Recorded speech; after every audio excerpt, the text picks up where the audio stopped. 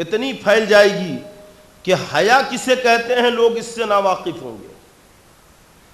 حیا کسے کہا جاتا ہے لوگ اس سے واقفیت نہیں رکھیں گے. علامہ جلال الدین سیوطی رحمۃ اللہ علیہ نے خصائص الکبریٰ میں روایت نقل فرمائی ہے، غالباً جس کے راوی حضرت سیدنا عبداللہ ابن مسعود رضی اللہ تعالیٰ عنہ ہیں. آقا علیہ السلام فرماتے ہیں کہ ایک عورت اپنے گھر سے نکلے گی، یہ قیامت کے قریب کے حالات ہوں گے. اتنی بے حیائی ہو جائے گی، جو نیکوکار ہیں، پرہیزگار اور اچھے لوگ ہیں، وہ برائی تو دیکھیں گے لیکن دل میں کڑتے رہیں گے، روک نہیں پائیں گے، بول نہیں پائیں گے، کچھ دل میں کڑتے رہیں گے. لیکن اس دن ان کے لیے بھی بڑا ثواب ہے. اور ثواب کیسا ہے تو سنیے. رسول پاک صلی اللہ تعالی علیہ وسلم فرماتے ہیں ایک عورت اپنے گھر سے نکلے گی اور جب وہ راستے پر چلے گی تو ایک آدمی بازار میں پیچھے سے اس کا دامن اٹھا دے گا، جیسے تم بکری کی دم اٹھاتے ہو. دیکھنے والے دیکھیں گے لیکن کوئی اسے برا نہیں سمجھے گا، کسی کو یہ بے حیائی نظر نہیں آئے گی، کوئی اسے بے حیائی جانے گا ہی نہیں. لوگ دیکھ کر مزے لیں گے، لوگ دیکھ کر ہنسیں گے، لوگ دیکھ کر اپنی نفسانی خواہشات کو اور بھڑکائیں گے.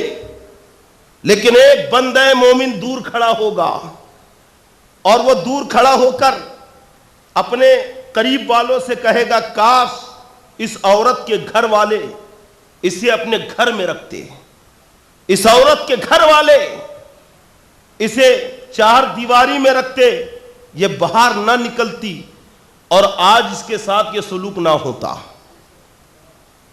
وہ روکنے کی طاقت اس میں بھی نہیں ہے، کیونکہ عورت کو خود شوق ہوگا باہر نکلنے کا.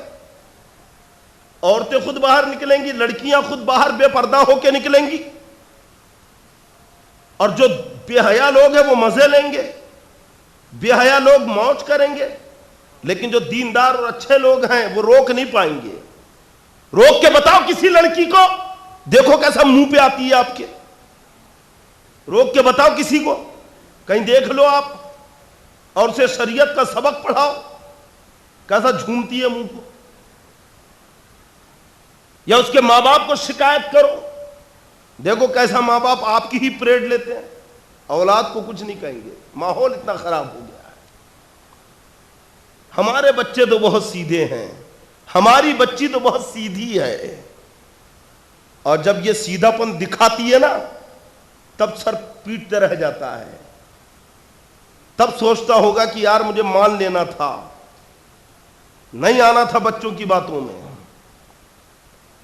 آقا علیہ السلام فرماتے ہیں بندہ مومن دور سے دیکھ کر کہے گا کاش اس عورت کو اس کے گھر والے اپنے گھر میں رکھتے، باہر نہ آنے دیتے، آج اس کے ساتھ یہ سلوک نہیں ہوتا.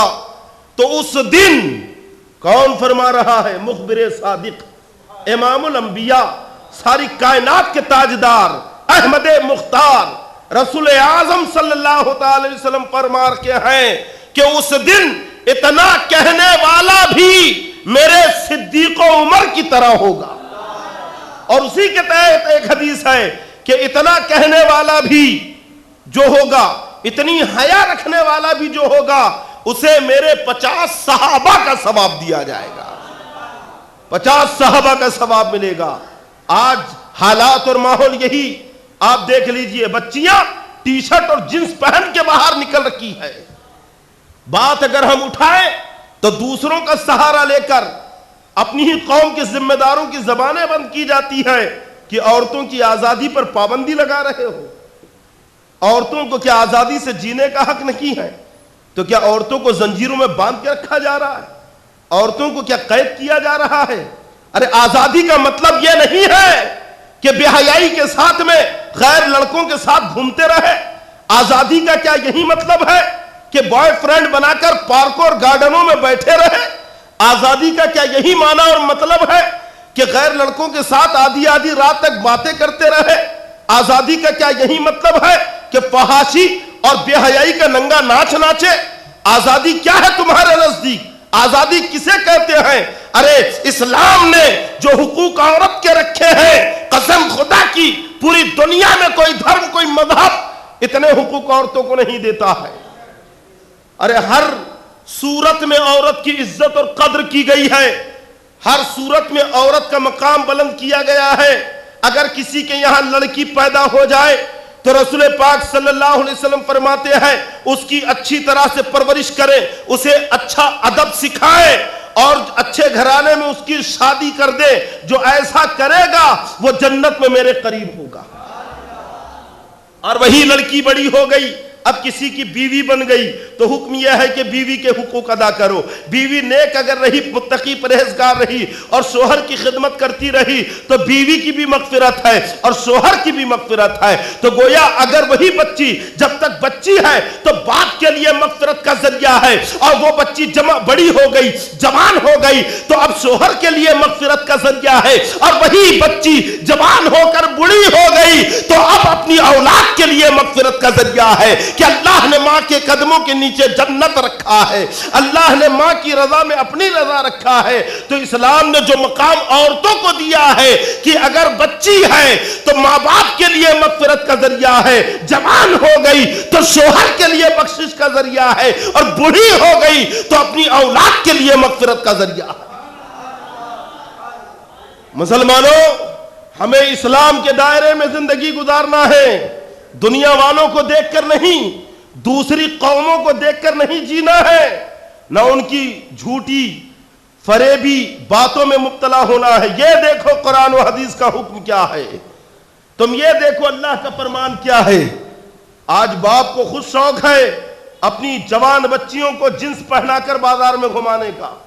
جوان بچیاں ہیں، تھوڑی سی جوانی کیا چڑھی، لباس تبدیل ہو گیا، چال بدل گئی، الفاظ بدل گئے، نظریات بدل گئے۔ اسلام سے اتنی بیزاری معاذ اللہ۔ یاد رکھو، آج اگر اپنی بچیوں کو تم نے کنٹرول میں نہ رکھا، پابندی میں نہ رکھا، تو کل یہی تمہاری بدنامی کا سبب بھی بن سکتی ہے، اور پھر یہ قیامت کی نشانیوں میں سے ہے، قیامت کی علامتوں میں سے ہے۔ اپنی بچیوں کو اچھا ادب، اچھی تہذیب سکھاؤ۔